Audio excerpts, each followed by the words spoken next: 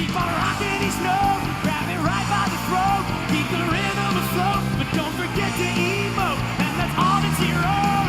Baby, you're in the band. Welcome to MsMojo, and today we're counting down our picks for the top 10 best rock musicals to ever play Broadway. A play with this band tells you where it's at. So just follow along, just follow along. Just follow along! Well, if this mic feeds back or the drums rock out. Now everybody do the propaganda and sing along to the age of paranoia. Oh, the thrill of control, like the rush of rock and roll.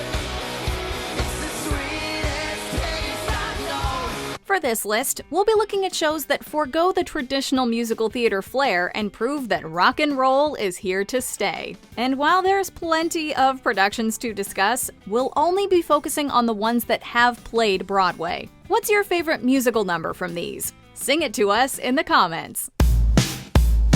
Number 10, Jagged Little Pill. And I'm here to remind you of the mess you left when you went away. Alanis Morissette's 1995 album is one of the best-selling records of all time. Inspired by post-grunge, it's a masterclass in the art of telling stories through song. So it was no surprise that it was adapted for the stage. You've already won me over, in spite of me, and don't be alarmed if I fall head over feet. Sharing the same title as the album, Jagged Little Pill tells the story of a family as they deal with race, gender, addiction, and sexual violence. Featuring songs like Ironic, You Oughta Know, and You Learn, and a book by Oscar winner Diablo Cody, the show is a portrait of the 21st century zeitgeist, proving that Morissette's album isn't just iconic, it's timeless.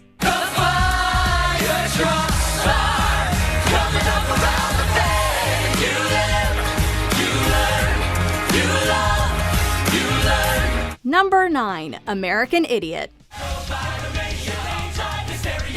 Calling out to idiot America. Welcome to our new flight attention. All across the alien nation. Everything is meant to be okay. Released in 2004, Green Day's politically charged album American Idiot became an instant anthem for the anxieties of living in a post-9/11 world. With songs like Wake Me Up When September Ends and Holiday, it took home a Grammy for Best Rock Album. After listening to the record, director Michael Mayer approached the band about taking it to the stage, and the rest is history. The show follows 3 young men grappling with the confines of suburbia, the hardships of war, and the meaning of life. Your faith walks on broken glass, and the hangover doesn't pass. Nothing's ever built to last. The show ran for 422 performances and featured Green Day's Billy Joe Armstrong in his Broadway debut. Since then, the show has carried on its legacy through a documentary, a scrapped film adaptation, and a message that still rings true. I'll never turn back time. Forgetting you, but not the time. Number 8, Next to Normal. Do you wake up in the morning and need help to lift your head? Do you read obituaries and feel jealous of the dead? In 2009, an original musical about a woman dealing with bipolar disorder and her family landed at the Booth Theater. Created by Brian Yorkie and Tom Kitt, Next to Normal features a small cast of 6 actors and does not shy away from unpacking the hidden world of mental health. Catch me and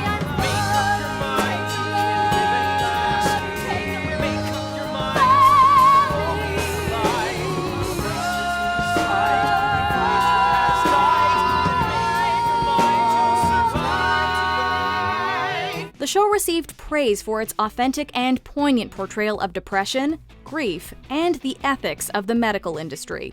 In addition to its themes, the musical has a soundtrack that manages to find both humor and hope in its serious subject matter.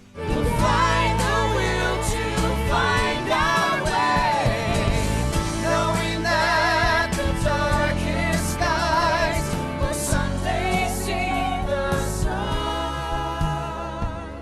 Number 7. The Who's Tommy.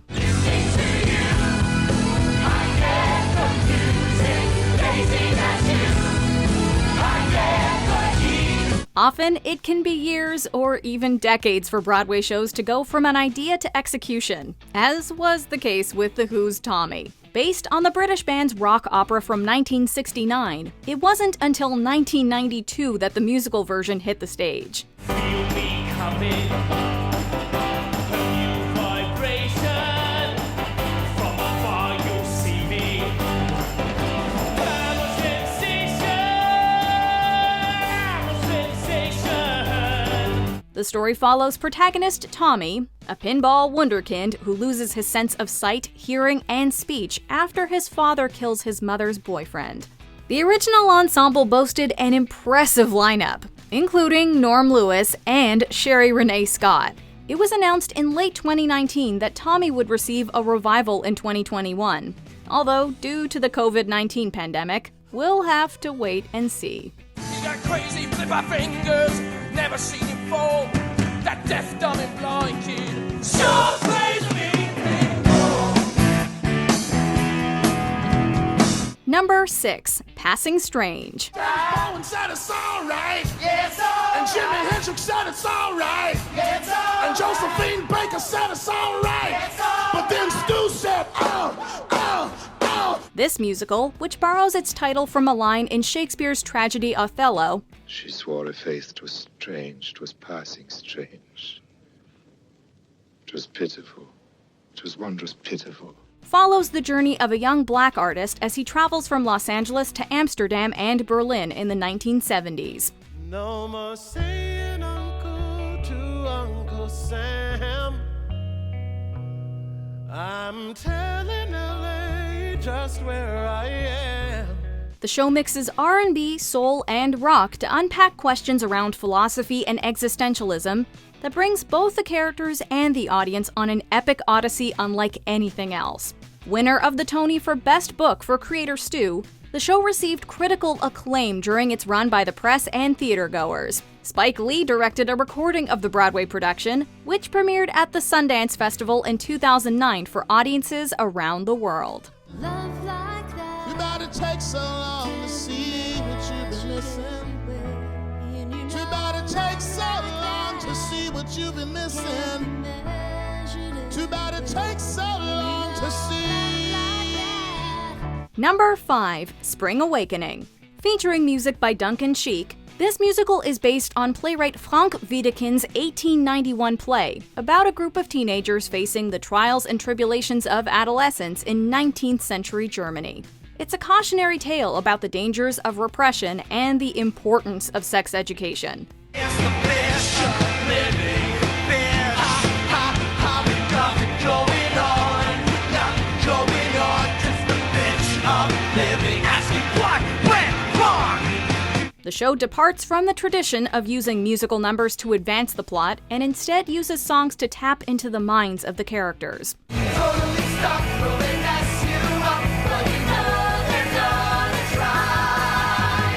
Blah, blah, blah, blah, blah, blah, blah, blah, blah, blah, blah, blah. The original production featured pre-Glee and real-life BFFs Leah Michele and Jonathan Groff, and took home the Tony for Best Musical. The show was revived a decade later with Deaf West's groundbreaking production featuring both deaf and hearing performers, breathing new life into one of Broadway's most groundbreaking stories. I'll tell you how. I go where I go. Touch me. Just right. Number 4. Jesus Christ Superstar. But every word you say today gets twisted round some other way. Long before he was serving up those famous Phantom of the Opera orchestrations, Andrew Lloyd Webber brought us Jesus Christ Superstar. A joint project between the prolific composer and Tim Rice, the musical chronicles the last week of Jesus' life. While the musical takes many liberties with its source material, it digs deep into the relationships between the religious figure and his close contacts, including his friend turned betrayer, Judas. Get up! To waiting on the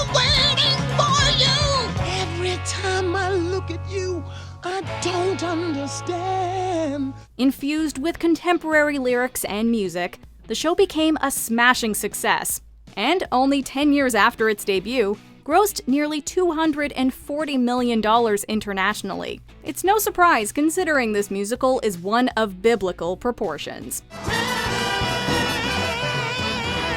me what you think about your friends at the top. Now who do you think besides yourself was the pick of the crowd? Number 3. Hair. Show ya, long as I can grow it. My hair. The 1960s were a major turning point in the United States, with events like the Civil Rights Movement and the Vietnam War igniting a revolution. The hippies that were part of this counterculture sought to use peace and love to fight against violence and intolerance. This ideology sparked the creation of the musical Hair, about a group of free-spirited activists protesting the war in 1967. Songs like Let the Sun Shine In became an anthem of peaceful protest against the evils that plague society. Life is around you and in you. Answer for Timothy Leary, dearie. Let the sun shine. Let the sun shine in. The beauty and tragedy of the show is that no matter when it's staged, it's never simply a time capsule of a bygone period, but continues to hold up a mirror to society.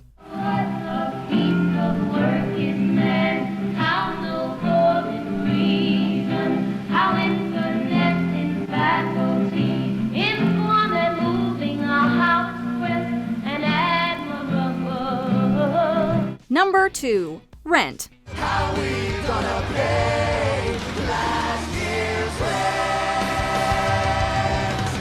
The music ignites the night with passionate fire. In the mid-90s, Broadway was forever changed when a musical known as Rent leaped onto the stage. The show, based on the Italian composer Giacomo Puccini's 1896 opera La Bohème, is about a group of bohemian artists living in Manhattan's Lower East Side during the AIDS crisis. The production launched the careers of Idina Menzel and Taye Diggs and brought a new sound, look, and energy to New York's theater scene. 525,600 minutes. How do you measure a year?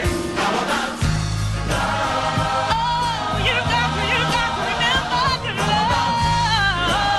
Sadly, creator Jonathan Larson died the day of the show's first off-Broadway premiere and never got to witness its success, including its Tony win for Best Musical and Pulitzer Prize for Drama. We dedicate this opening night and every performance to our friend Jonathan Larson. After an astounding 12-year run, Rent closed, and is credited with paving the way for every rock musical since. Why Dorothy and Toto went over the rainbow to blow up MTM. La Vie Bohème. Before we unveil our top pick, here are a few honorable mentions.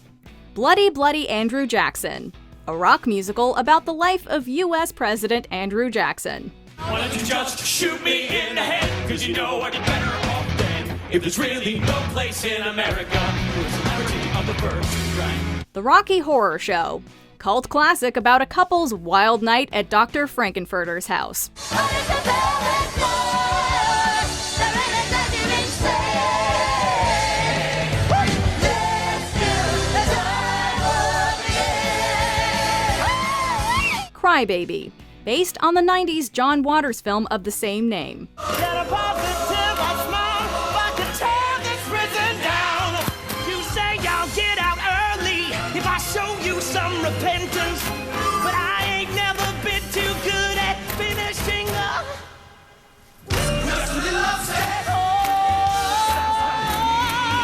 Grease. This musical about high school greasers premiered in Chicago in 1971 and Broadway a year later.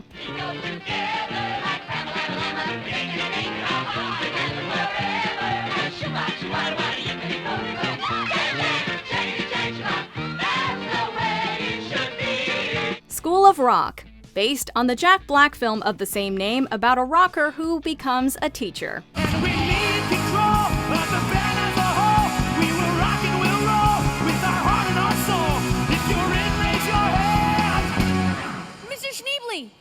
Do you think we're gonna win? We're not here to win. We're here to rock. Before we continue, be sure to subscribe to our channel and ring the bell to get notified about our latest videos. You have the option to be notified for occasional videos or all of them. If you're on your phone, make sure you go into your settings and switch on notifications. Number 1. Hedwig and the Angry Inch. And then fire shot down from the sky in bolts like a shining blaze of a knife. Long before John Cameron Mitchell was directing shows like Glow and Nurse Jackie, he created the character of Hedwig, a genderqueer rocker from East Germany, inspired by his childhood babysitter. Alongside composer Stephen Trask, the show premiered off-Broadway in 1998, followed by a film version in 2001. Suddenly I'm this punk rock star of stage and screen, and I'm never turning back. The show centers around the character's stage act and her desire to find fame and love. Neil Patrick Harris stepped into Hedwig's platform boots when the show made its grand Broadway debut in 2014.